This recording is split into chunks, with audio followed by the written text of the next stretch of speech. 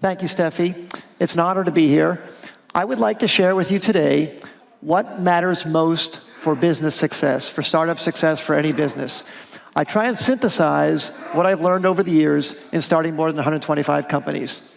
Very quickly, I want to give you a quick background of the business career I've had so you can see what informs the conclusions that I'll share with you. So first off, I've been starting businesses all my life. My very first one was 12 years old, selling candy at the bus stop. I took this little Pan Am bag, filled it with candy bars. The student store at school sold candy bars for 10 cents. I undercut them by selling them for 9 cents. I bought them 3 for a quarter, 8 1/3 cents each at the pharmacy, so I was making a handy 2/3 of a cent on each candy bar. But over my junior high school years, I made $400. It was a very exciting, invigorating experience for me. When I got to high school, I started my second business. It was 1973 when the energy crisis, the oil embargo was going on, and there was gas rationing in California, and you only could buy $5 of gasoline on odd or even number days based on the last digit of your license plate. So I thought, wow, solar energy is going to be the answer to solve this problem. So I started making little solar devices, little parabolic concentrators, little plans and kits. And I took out ads in the back of Popular Science magazine to sell those plans for $4. And over the next few years, I sold 10,000 copies. So I made $40,000, and I paid my way through college with that. Maybe even got accepted to college because of that. I went to Caltech, and while in college, I continued that business and then became really, really addicted to high-end audio, and Caltech helped teach me how to design loudspeakers. I had audio engineering classes, and I made this loudspeaker design. I got a patent on this design, and I began manufacturing these speakers and selling them to students on campus and professors nearby. When I graduated from Caltech, literally the month I graduated was the day the IBM PC came out. So I ran down to my Computerland store in Pasadena, bought an IBM PC to computerize my business, began to teach myself how to program, and then I started making software to work with Lotus 1-2-3, to improve accounting software, and eventually made a natural language interface to Lotus 1-2-3. And then Lotus acquired our company, our little small company, when I was 25 years old for $10 million, and I moved back to Boston to work with Lotus in Cambridge. At the time, Lotus was the biggest software company in the world. So I learned a lot about the software industry at Lotus. I had signed a 1-year contract, but they kept renewing it. I stayed there for 6.5 years and learned everything I could about the software industry from Lotus. And I would have stayed there longer, but then my son started kindergarten. My 5-year-old son, I waved goodbye to him on the playground one day and thought, I wonder if he's going to fall in love with learning. I had a magical 4th grade teacher that helped me fall in love with learning. I wonder if he'll have that. If he doesn't, maybe I can make software that helps kids fall in love with learning. So I started Knowledge Venture to make multimedia CD-ROMs to help children fall in love with learning. At the time, there was Math Rabbit and Math Blaster and Reader Rabbit, but they were skill and drill software. They gave kids practice in things they already knew. What I wanted to do was teach kids new things and have them have that aha moment. So that's what Knowledge Venture was about. We built that company up. We sold that company for $90 million in 1995, and then once again, by complete coincidence, literally on my birthday in 1995, Netscape had its IPO, and I read that they had 30 million browsers. There are 50 million internet users around the world, but 30 million people were using Netscape. And I saw an unbelievable opportunity to make companies where you could have a one-on-one interaction with your customer. And Ben Horowitz was talking the other day about how people laughed him out of the room when he talked about the power of Netscape, but didn't laugh me out of the room. I thought it was incredible. And I decided to start a whole business just to make businesses taking advantage of the Netscape browser. So I started Idea Lab as a technology incubator in 1996 just to make companies taking advantage of this internet revolution. And since then, we built up all the resources to build companies, multiple companies under one roof. We have all the shared services we need. And we had 12 ideas. Our first year in business, we were going to start 12 companies. We would put $250,000 into each one of them and see if we could raise additional capital after that. And these were our first 12 ideas. Thank you. And we started these first companies, and of the 12, 5 of them failed, but 7 of them were able to raise additional capital beyond our initial $250,000. And then a few of them went on to go public and become very successful long-term companies.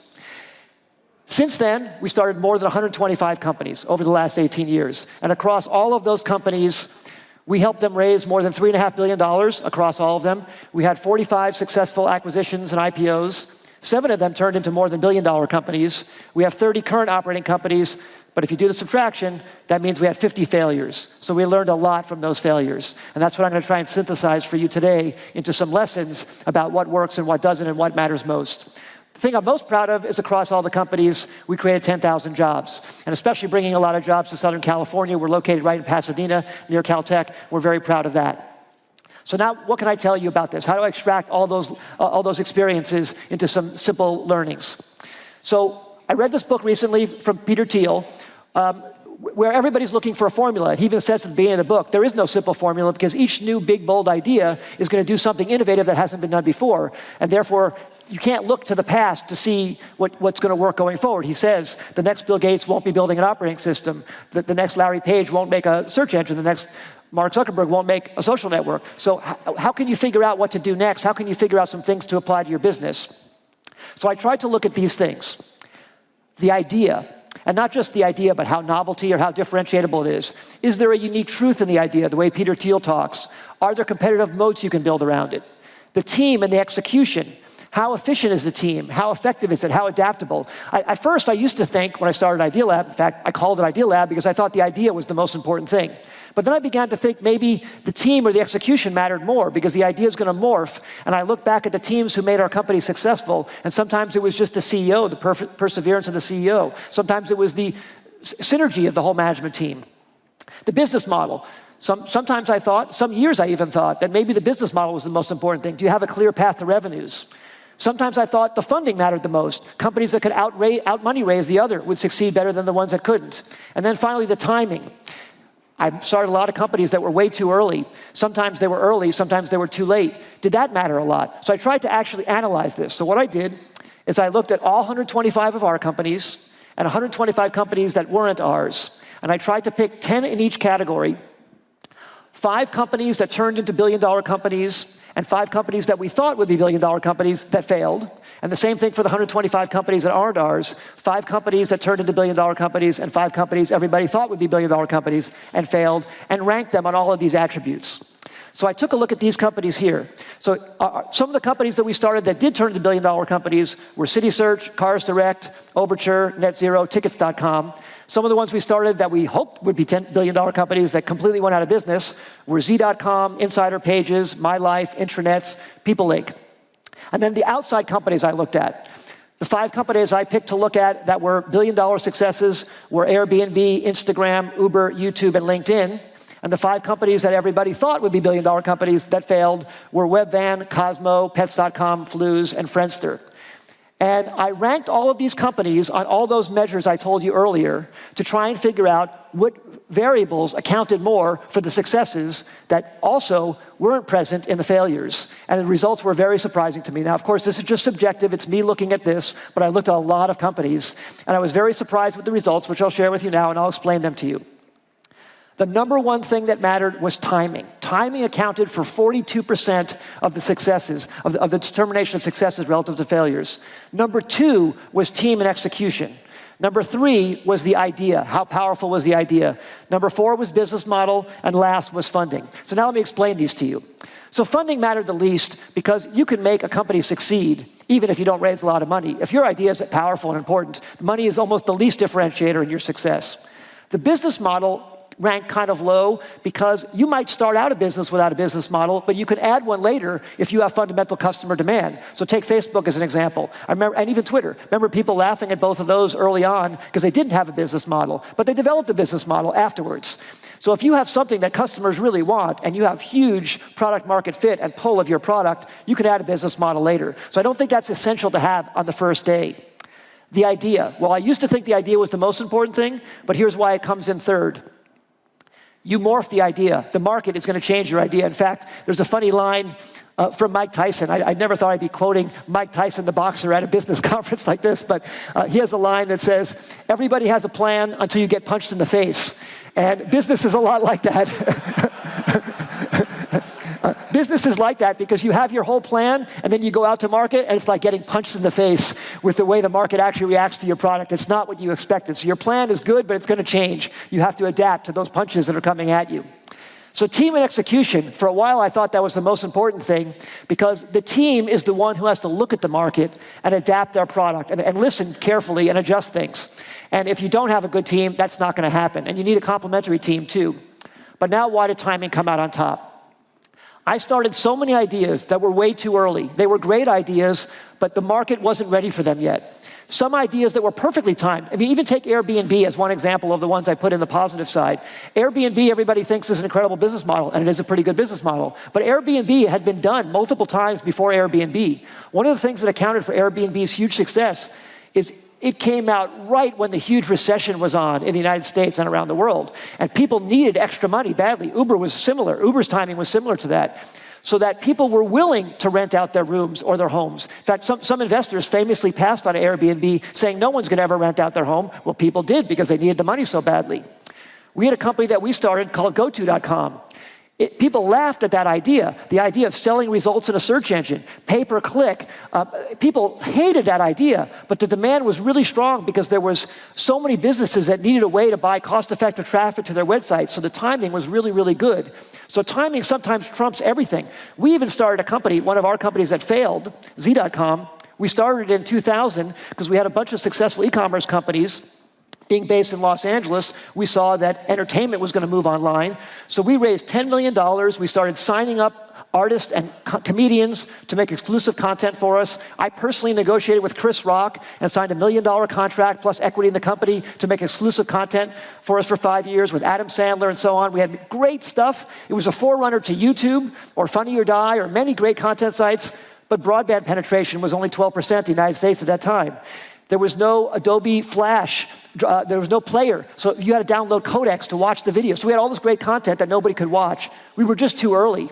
If we could have lasted maybe 3 years longer till those changes in the marketplace happened, we would have been very, very successful. Instead, we went out of business. So I think timing really is much more instrumental in company success than people realize. So what can you do about it? Because sometimes it's just luck. But what you can do about it is you can actually look at your business and the take-up of your product and the dynamics of the marketplace and of your customer to see if they're really ready for what you have and adjust your offering to be what they actually need right now, or adjust your burn rate so you can last long enough till you're there when the market is actually ready for what you have. So summarizing this together, I would say some of the reasons why the business opportunity is so great right now is because there's permissionless innovation. All of the new platforms that are being developed today, almost all of them, compared to the old days, you don't need to go ask anybody for permission to invent something. The mobile revolution that you can reach the whole planet.